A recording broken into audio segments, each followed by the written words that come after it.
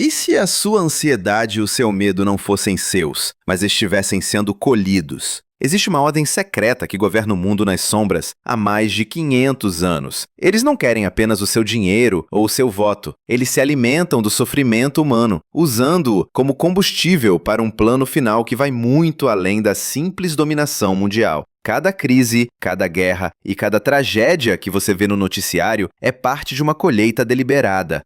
Mas o principal não é nem mesmo o poder que eles acumulam. O objetivo final deles é algo que a mente humana mal consegue compreender e está muito mais perto de ser alcançado do que você imagina. Vou mostrar como eles usam a tecnologia no seu bolso e os alimentos na sua mesa para acelerar esse processo, transformando você em um participante inconsciente. A verdade que eles esconderam por séculos está prestes a ser revelada. Aperte inscrever-se agora mesmo e escreva nos comentários sua cidade. Vamos ver quantos de nós estão despertando. Meu nome. Bem, o nome que me deram ao nascer foi apagado há tanto tempo que soa estranho até para mim. Tenho 69 anos e a maior parte deles foi vivida como um fantasma, uma ferramenta nas mãos de homens que se acreditam deuses.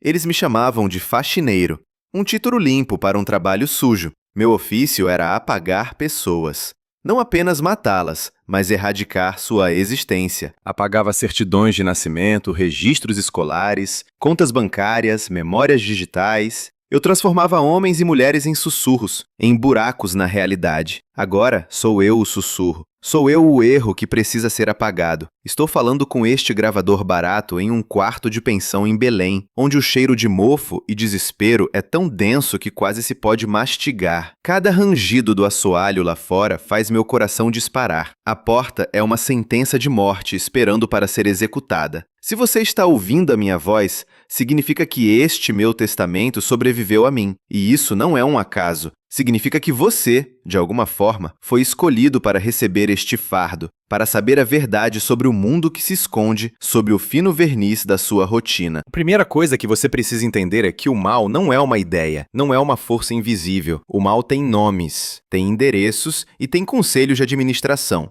A ordem a que eu servia, a Fraternitas Serpentes Aureae, ou a Fraternidade da Serpente Dourada, não é um culto de porão. É uma corporação multinacional da danação, com raízes tão profundas que fazem as árvores mais antigas da Amazônia parecerem brotos frágeis. Eles estão nos mais altos escalões dos bancos na Avenida Faria Lima, nos corredores do poder em Brasília, nas cátedras das universidades mais renomadas. Eles não vestem capuzes em público, vestem ternos de grife e sorrisos de negócios. E quando alguém se torna um problema, uma testemunha, um membro que se arrepende, eles me chamavam. O primeiro rosto que apaguei da existência foi o de um jornalista investigativo no Rio de Janeiro em 1982. O nome dele era Marcos Carvalho. Um homem bom, com esposa e uma filha pequena. Ele chegou perto demais de uma operação de lavagem de dinheiro que conectava um político influente a um dos braços financeiros da ordem. Eu não usei uma bala, usei o sistema. Em 72 horas, a reputação de Marcos foi pulverizada. Plantei provas de corrupção em seu computador, forjei um caso extraconjugal, criei dívidas de jogo em seu nome, ele perdeu o emprego, a família o abandonou e quando estava completamente sozinho e desacreditado, seu corpo foi encontrado em seu apartamento em Copacabana.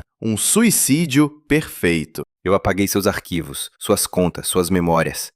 Eu o transformei em um fantasma antes mesmo de seu coração parar de bater. Sinta isso.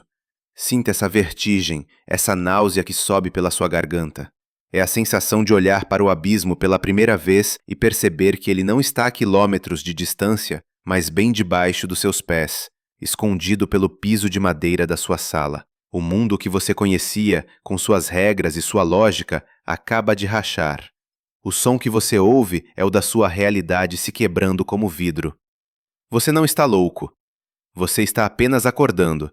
E o despertar, meu amigo, é sempre um choque violento. Eles me ensinaram a ver o mundo como ele realmente é. Um tabuleiro de xadrez. A maioria das pessoas são peões, movidos e sacrificados sem cerimônia. Alguns são cavalos, bispos, peças com um pouco mais de valor, mas eles, a ordem, são os jogadores. E eles não jogam para ganhar, pois já venceram. Eles jogam pela pura satisfação de mover as peças, de assistir ao caos controlado, de se alimentarem da energia que emana do sofrimento e da desesperança. Eu sei disso porque vi os rituais nos níveis mais altos, cerimônias realizadas em subsolos de mansões no Morumbi, em São Paulo, ou em fazendas isoladas no Centro-Oeste. Rituais que envolvem coisas que minha boca se recusa a descrever, mas que minha mente não consegue esquecer. Eles acreditam que a alma humana é uma bateria, e o sofrimento é a forma mais pura de gerar a energia que eles cobiçam. Energia para poder, para longevidade, para algo mais.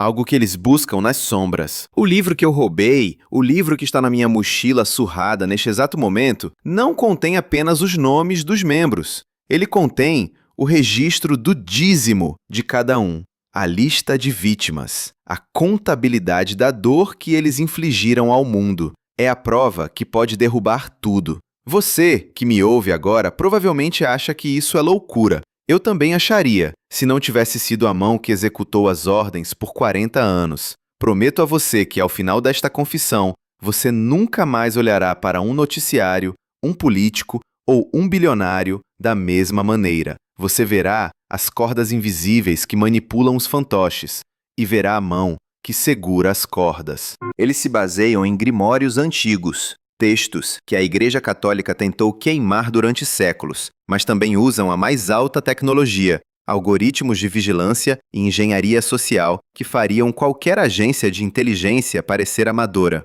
Eu ajudei a construir algumas dessas ferramentas. Eu era bom no meu trabalho, eficiente, desprovido de emoção. Eu era a engrenagem perfeita na máquina deles, uma máquina alimentada por ganância e por um vazio que consome tudo. E é por isso que eles não vão parar, até me encontrarem e recuperarem seu livro sagrado. Mas antes que o façam, você precisa saber de onde eles vieram, porque esta história não começou em Brasília ou São Paulo, mas há 500 anos, com o sangue dos primeiros que pisaram nesta terra. Você quer saber como um demônio antigo aprendeu a vestir a máscara do progresso? Aquele demônio de que falei, ele não chegou aqui em um navio de fogo envolto em sombras e enxofre. Ele chegou em caravelas, escondido nos porões, aninhado nos corações ambiciosos dos primeiros colonizadores.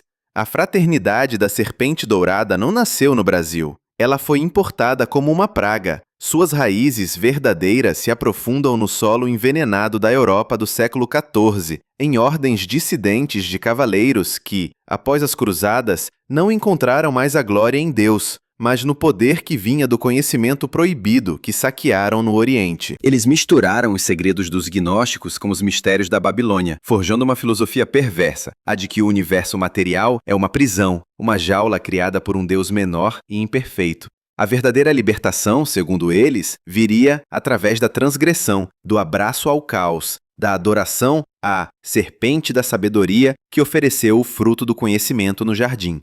Eles chegaram a esta terra por volta de 1530, não com os padres jesuítas, mas com os nobres menores, os degredados, e principalmente com os comerciantes de escravos. Homens como um certo Diogo Alves Ribeiro, um nome que você jamais encontrará nos livros de história, mas que está na primeira página do livro que carrego. Ele estabeleceu o primeiro círculo em Salvador, disfarçado de uma próspera companhia de comércio, e eles prosperaram no negócio mais lucrativo da colônia, a carne humana. O sofrimento atroz dos escravos nos navios negreiros, o desespero nos engenhos de açúcar, a dor que impregnava o próprio solo desta nação para a ordem, isso não era apenas um subproduto lamentável da economia, era o combustível sagrado para seus rituais. Eles viam o Brasil não como uma terra a ser explorada, mas como um gigantesco e sangrento altar para seus sacrifícios em massa. Eles se infiltraram na maçonaria quando ela chegou aqui, no século XVIII, usando suas lojas como um terreno fértil para recrutar homens influentes, seduzindo-os com promessas de poder e conhecimento secreto. Eles estiveram por trás de revoltas e conspirações, não por qualquer ideologia de liberdade, mas para gerar instabilidade, para se alimentar da energia do caos. Eles financiaram expedições de bandeirantes não apenas em busca de ouro e esmeraldas, mas para mapear os locais de poder da Terra, lugares onde a energia telúrica era mais forte, para ali construir seus templos ocultos.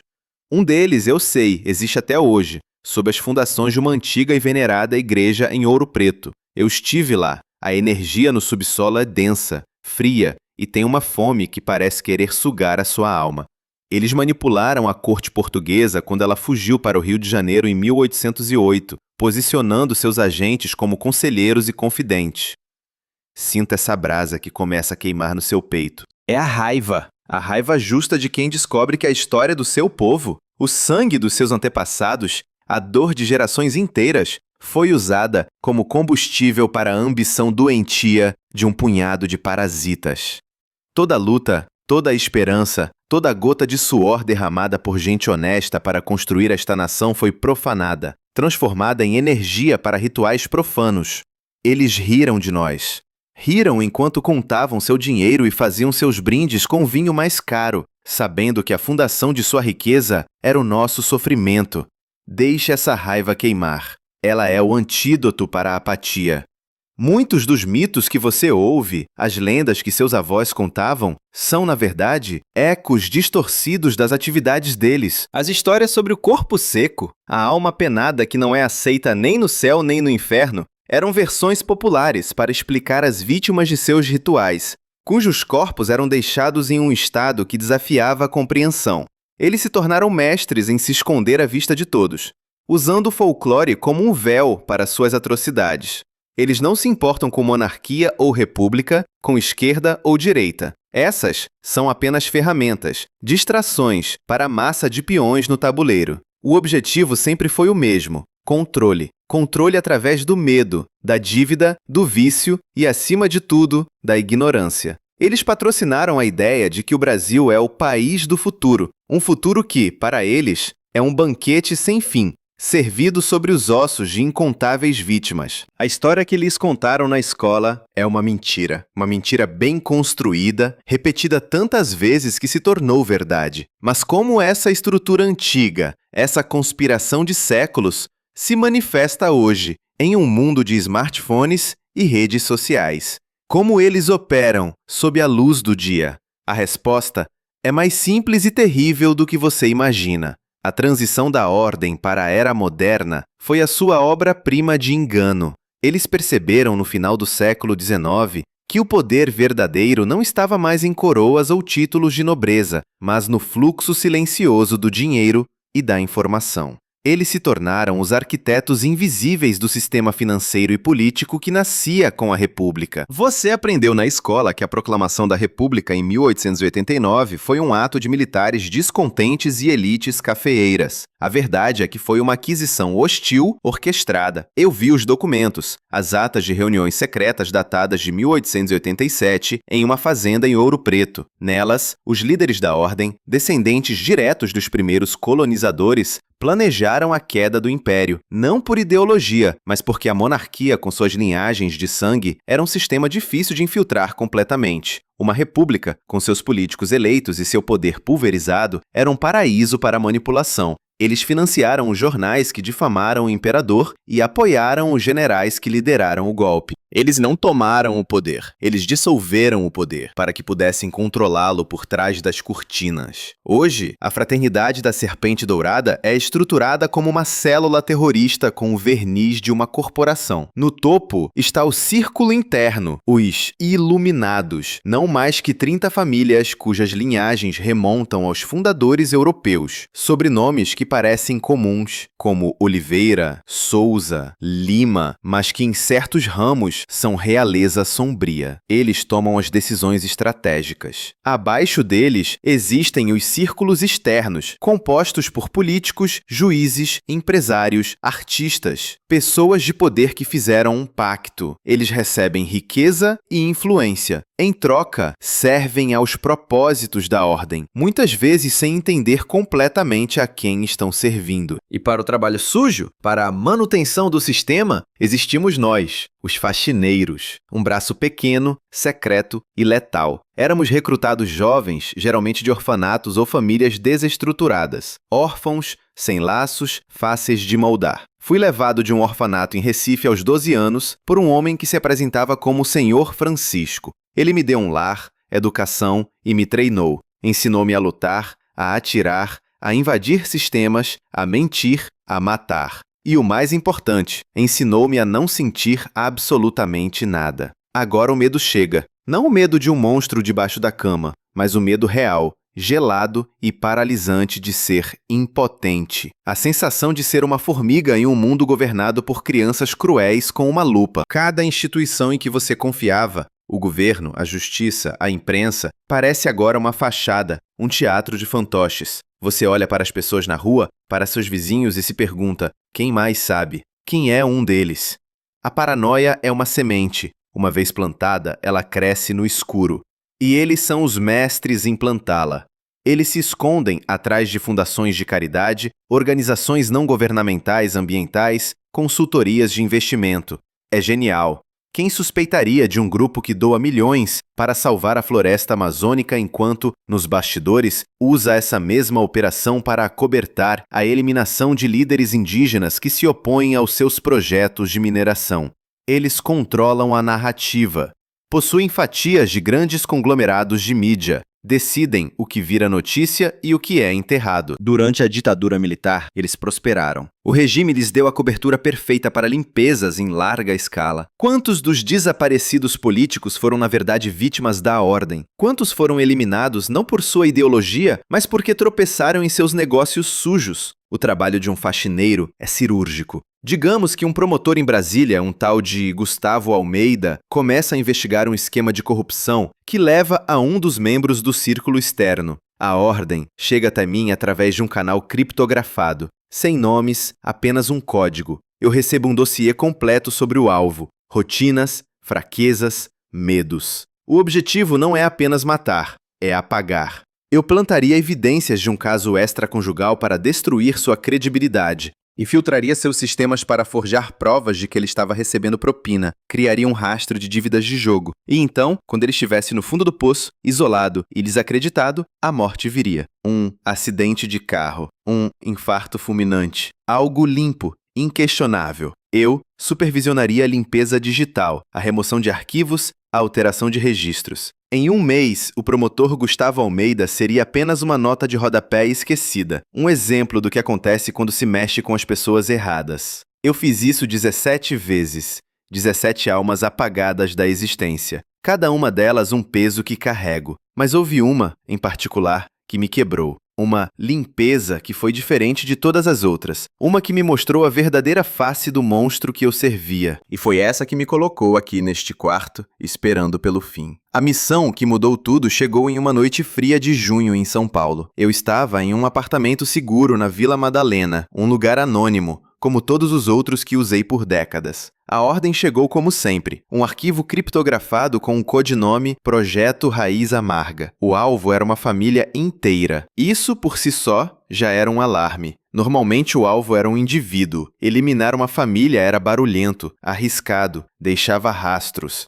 Significava que eles haviam cruzado uma linha muito séria. O dossiê explicava. A família Pereira, residente em uma pequena cidade no interior de Minas Gerais, havia descoberto algo que não devia. O patriarca, Antônio Pereira, um historiador amador e genealogista apaixonado, estava pesquisando a história de sua própria família e, sem querer, desenterrou uma conexão direta com um dos fundadores da ordem no Brasil, aquele Diogo Alves Ribeiro que mencionei. Ele encontrou cartas antigas, diários, registros de propriedade que ligavam Ribeiro a práticas ocultistas e ao desaparecimento de escravos. Pior, ele começou a conectar esses eventos históricos a uma proeminente e poderosa família de empresários de Belo Horizonte, os descendentes diretos de Ribeiro. Ele estava prestes a publicar suas descobertias em um blog local, um erro fatal.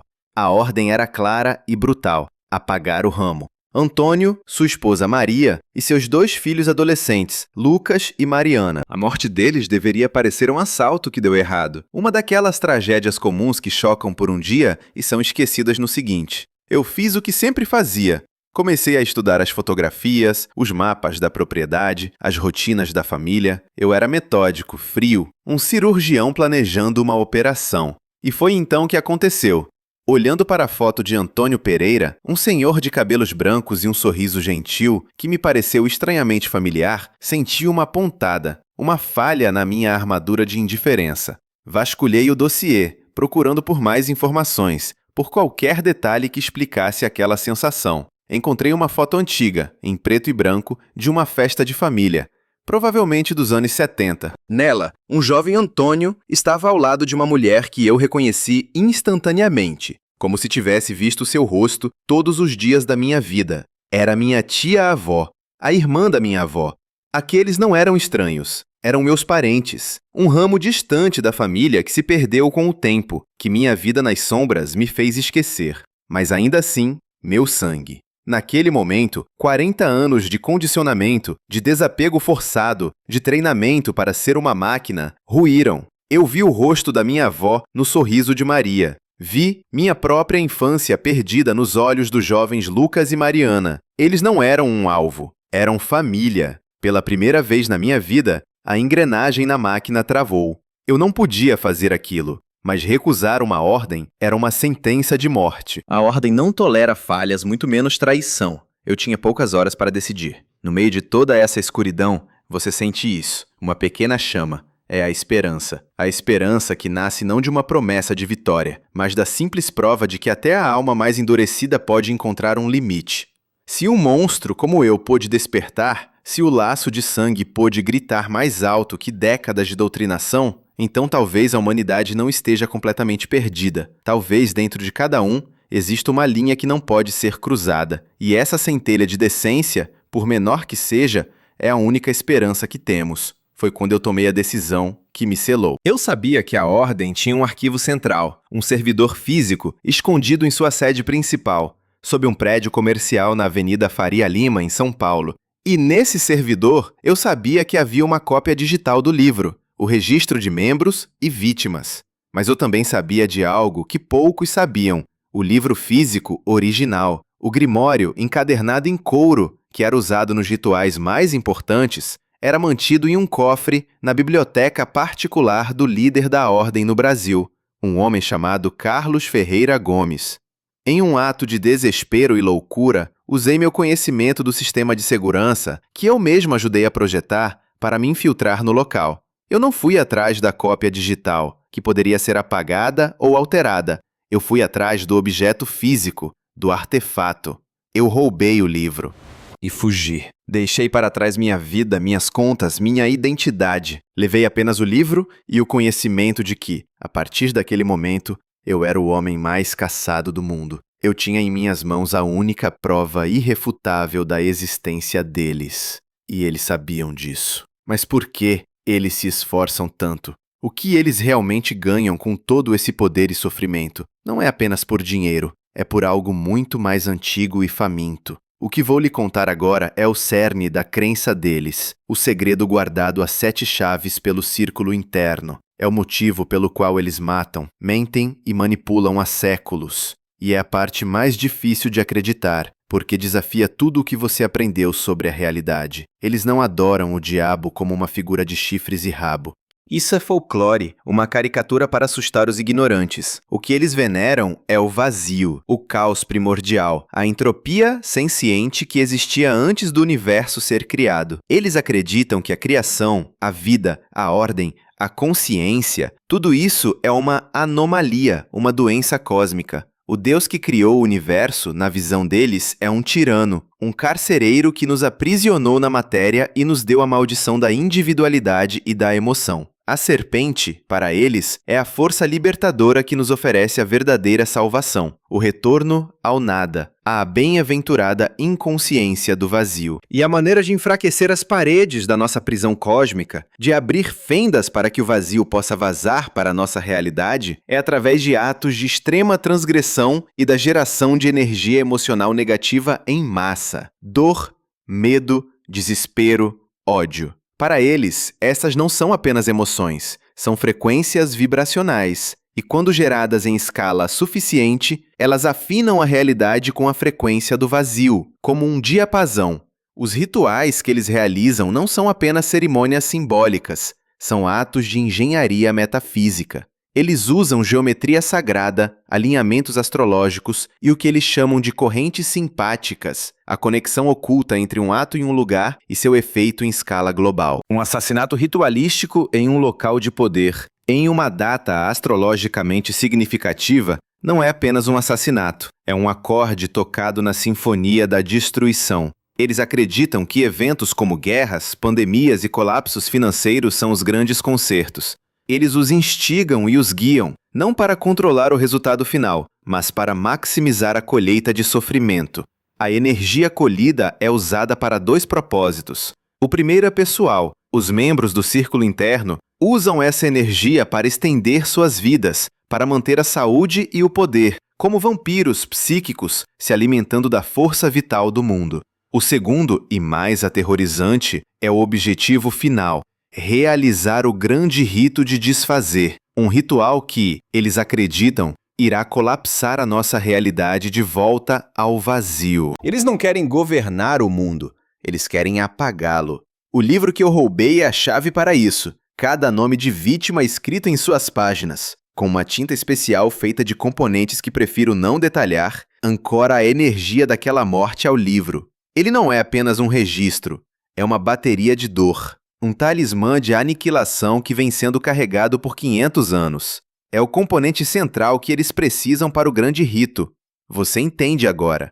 O conhecimento que estou lhe dando não é apenas sobre uma conspiração, é sobre a natureza fundamental da realidade. De repente, você não é mais um espectador passivo. Você é alguém que compreende os mecanismos ocultos do universo. Esse conhecimento é um fardo, sim, mas também é uma forma de poder.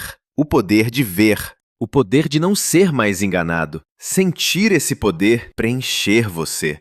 Não é o poder corrupto deles, mas o poder limpo da verdade. O poder de saber que você não é apenas um peão, mas uma consciência que pode escolher não jogar o jogo deles. Eles me ensinaram sobre as leis da contaminação, sobre como a crueldade deliberada contamina não apenas a vítima e o agressor, mas o próprio local onde o ato ocorre, deixando uma mancha no plano sutil.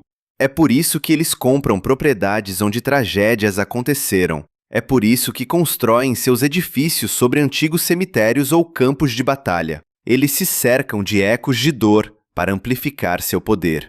Eles me ensinaram que a alma humana, no fundo, é um espelho e que, se você forçar alguém a olhar para o horror por tempo suficiente, a alma dessa pessoa começará a refletir esse horror. Eles não criam o mal, eles apenas o revelam. Eles acreditam que o vazio já está dentro de cada um de nós, em nosso medo da morte, em nossa solidão, em nossa capacidade de crueldade. Eles apenas abrem a porta. E a família que eu deveria matar, meus parentes distantes, os Pereira. Eles não eram apenas uma ameaça por causa do que descobriram. O nome deles, Pereira, estava ligado a uma linhagem que a ordem acreditava ter uma pureza espiritual que os tornava um sacrifício particularmente potente. A morte deles não seria apenas uma limpeza, seria um passo significativo na carga do livro. Ao me recusar, eu não apenas os traí, eu interrompi um de seus rituais mais importantes. E agora você sabe quem eles eram.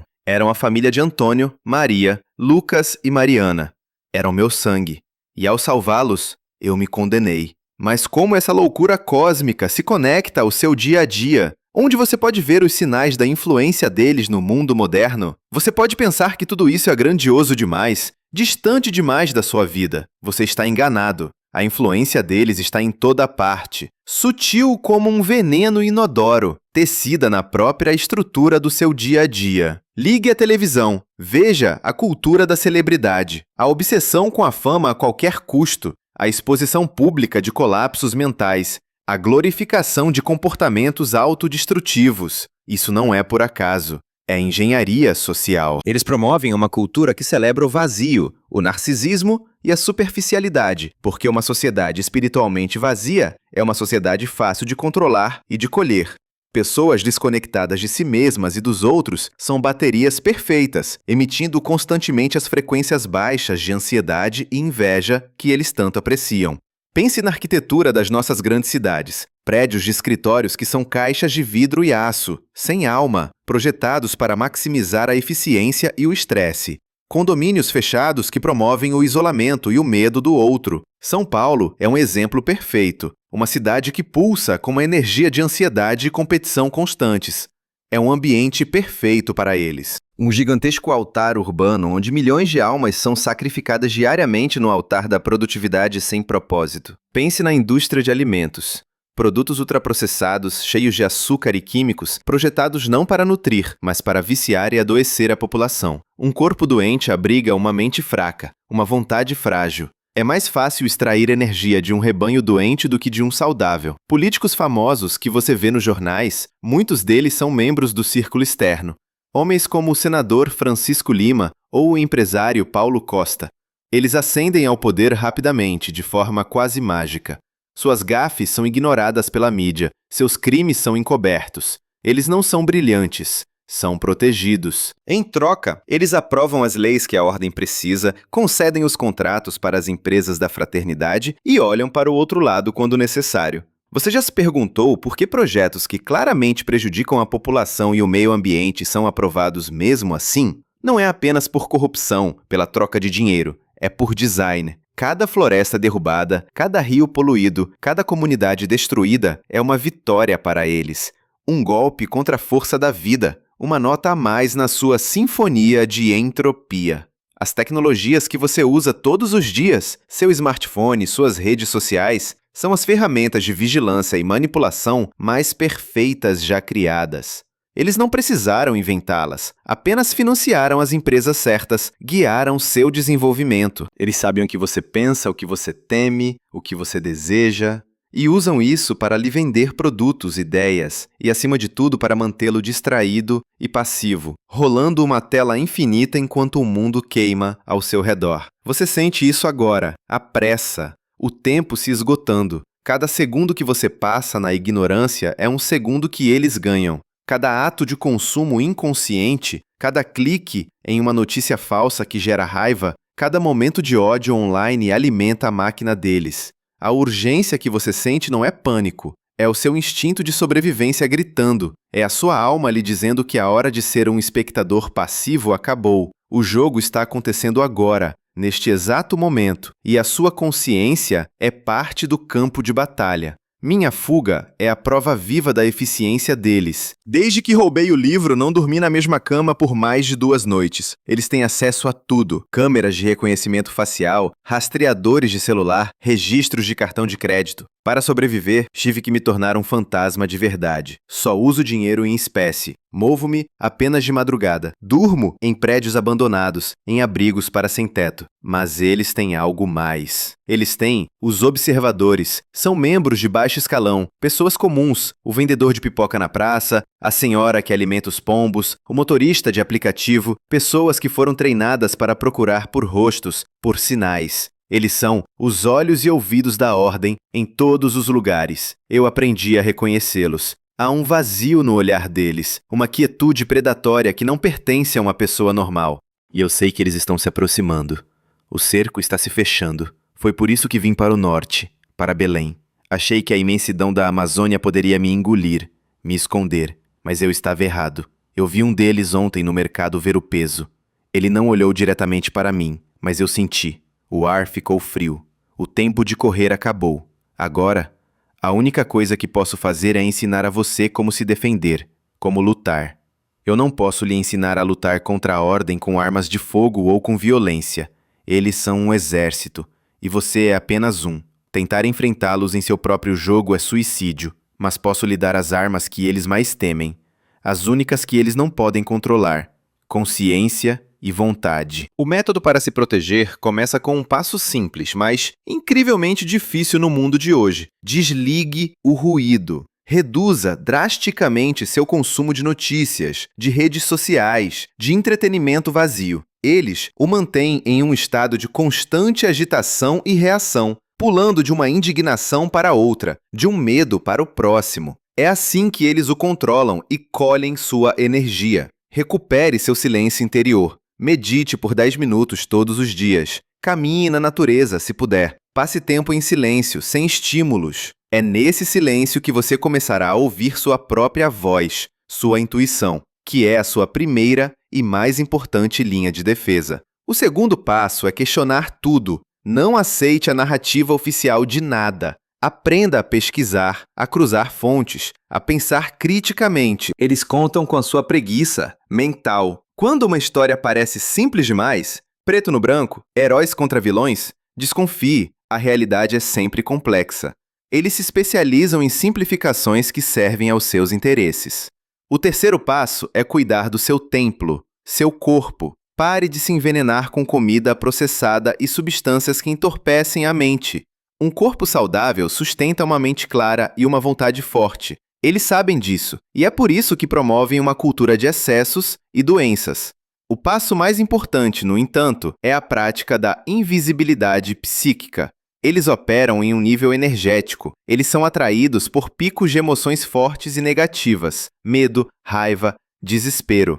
Aprenda a controlar seu estado emocional. E isso não significa reprimir seus sentimentos, mas observá-los sem se identificar com eles. Quando sentir medo, reconheça-o. Diga a si mesmo: estou sentindo medo, mas não se torne o medo. Respire fundo, ancore-se no momento presente, sinta seus pés no chão, ouça os sons ao seu redor. Eles são como tubarões que sentem o cheiro de sangue na água. Se você não sangrar energia negativa, você se torna muito mais difícil de detectar no radar deles. Desconfie de coincidências extremas. Se algo muito bom ou muito ruim acontece em sua vida logo após você começar a despertar para essas verdades, seja cético. Eles usam tanto a recompensa quanto a punição para guiar as pessoas de volta ao rebanho. Se você começar a ter um sucesso repentino e inexplicável, pode ser uma isca para distraí-lo. Se começar a sofrer perdas estranhas, pode ser um aviso. Mantenha-se neutro, equilibrado. Essa é a sua maior força. E por fim, proteja a sua mente durante o sono. É quando estamos mais vulneráveis. Antes de dormir, visualize-se envolto em uma esfera de luz branca e protetora.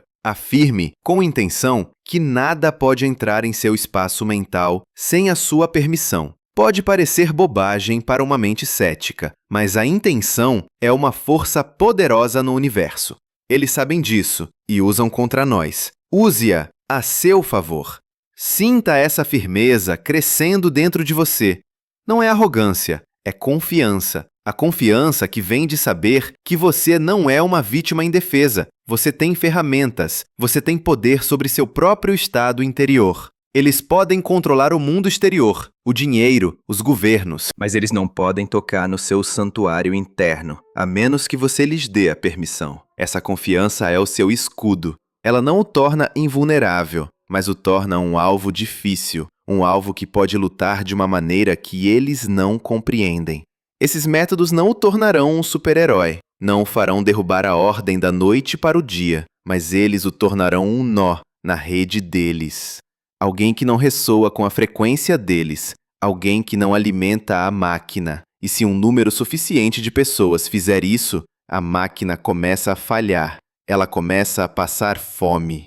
Eu sobrevivi por tanto tempo foragido não porque sou mais forte ou mais rápido do que os caçadores deles, mas porque pratiquei esses princípios à perfeição. Eu me tornei um buraco negro de emoções, um ponto cego no radar deles. Mas eu cometi um erro. Eu vim pra cá, pra Belém, seguindo uma memória, uma lembrança de infância de um parente que morava aqui. Um momento de fraqueza, de nostalgia, e foi o suficiente. Esse pequeno pico emocional, essa conexão com o passado, foi como um sinalizador na escuridão, e eles o viram. Eu sei que estão vindo, ouço os sons lá fora.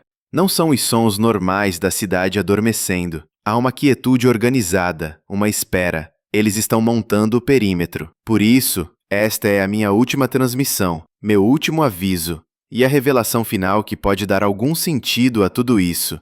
A revelação final não é sobre eles, é sobre você, sobre todos nós. Durante todos os meus anos como faxineiro, eu tive acesso a informações que poucos possuem. Eu vi relatórios, pesquisas secretas conduzidas pela Ordem em seus próprios laboratórios, longe dos olhos do mundo. Eles estudaram a consciência humana, a alma, a morte, com uma frieza científica que daria calafrios em qualquer pessoa de bem. E eles descobriram a verdade mais terrível de todas, a mensagem que eu lhe dei no começo. Eu vi o fundo da alma humana, acredite, não há nada lá além de dor e vazio. Era uma mentira. A mentira que eles me contaram. A mentira que eles contam a si mesmos para justificar suas atrocidades. A verdade que eles descobriram e que os apavora mais do que qualquer coisa é que no fundo da alma humana não há um vazio, há uma centelha. uma luz inextinguível, uma conexão direta com a fonte da criação, o que quer que você chame de Deus, de universo, de consciência cósmica. Eles sabem que cada ser humano é, em potencial, um Deus adormecido, e isso os aterroriza, porque todo o poder deles, toda sua estrutura de controle, depende da nossa crença de que somos pequenos, impotentes e fundamentalmente vazios. Todo o sistema deles, toda sua filosofia, é construída para nos fazer esquecer quem realmente somos. Eles nos fazem olhar para o abismo para que não olhemos para a luz infinita que carregamos dentro de nós. Eles não estão tentando apagar o mundo porque odeiam a criação. Eles estão tentando apagar o mundo porque têm um medo mortal de nós. Medo do nosso potencial. Medo de que um dia nós despertemos em massa e percebamos a nossa própria divindade. E nesse dia, o jogo deles acaba. O livro que eu roubei, a energia de dor que ele contém. O objetivo final do grande rito de desfazer não é apenas abrir um portal para o vazio, é usar essa energia concentrada de sofrimento para criar uma onda de choque psíquica. Um grito metafísico que iria apagar essa centelha divina dentro de cada ser humano no planeta, de uma só vez. Transformar-nos permanentemente nas cascas vazias que eles acreditam que somos. Eles não querem destruir o planeta. Eles querem escravizar nossas almas, para sempre, cortando nossa conexão com a fonte. Esta é a verdadeira guerra que está sendo travada, não em campos de batalha com tanques e bombas, mas nos corações e mentes de cada um de vocês. E você, que ouviu até aqui, você não é mais um civil, você foi convocado. O simples ato de receber este conhecimento já começou a mudar você. A sua centelha interior, que talvez estivesse adormecida, foi tocada. Ela está começando a brilhar mais forte. Sinta a mudança. Não é algo que você precisa forçar. Está acontecendo agora. Uma alquimia interna. O medo está se transformando em prudência. A raiva está se transformando em determinação. A desesperança está se transformando em propósito. Você não é mais a mesma pessoa que começou a ouvir esta gravação.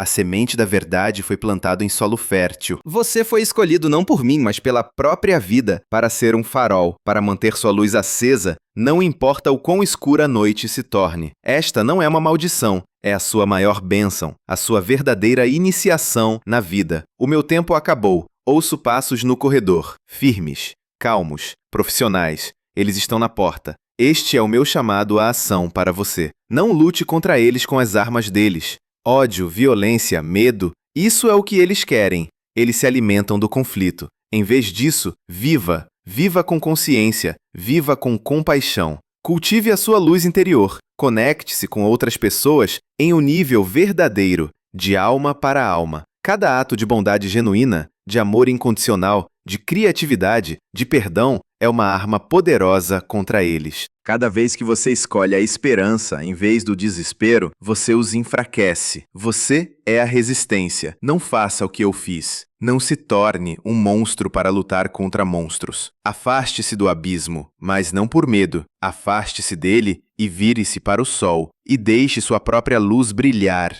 Eles estão arrombando a porta agora. Que a minha história sirva de aviso. E que a verdade que eu lhe dei sirva de